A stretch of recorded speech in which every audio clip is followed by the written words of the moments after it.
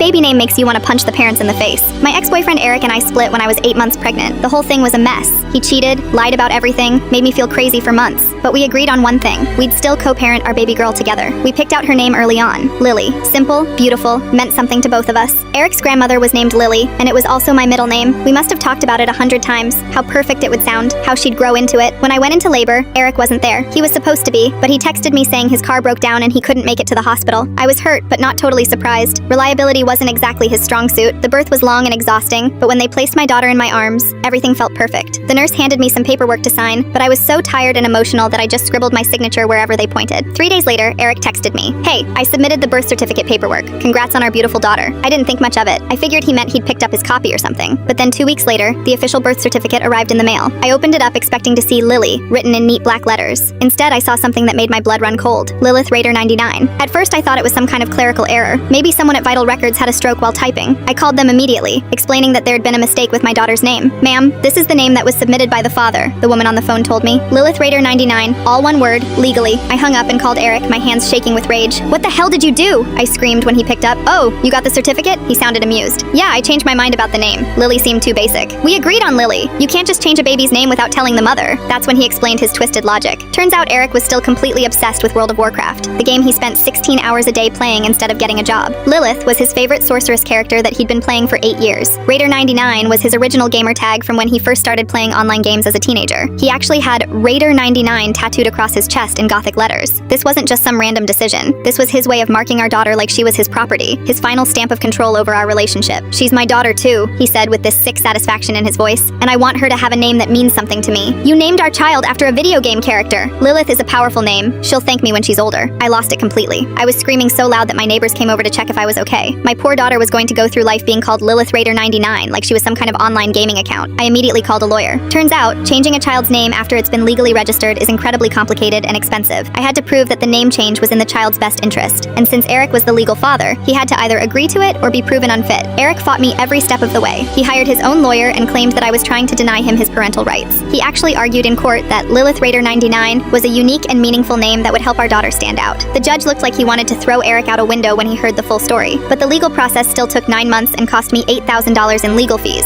I had to work double shifts as a waitress just to afford it, barely seeing my baby while fighting to give her a normal name. Finally, the judge ruled in my favor. He said that naming a child after video game characters with numbers attached was clearly not in the child's best interests and could subject her to unnecessary ridicule and hardship. The day I got the new birth certificate with Lily printed on it, I cried harder than when she was born. My daughter was 2 years old by then, just starting to say her own name. Eric still refers to her as Lilith when he picks her up for his weekend visits. But legally, officially, she's Lily, just like we originally agreed.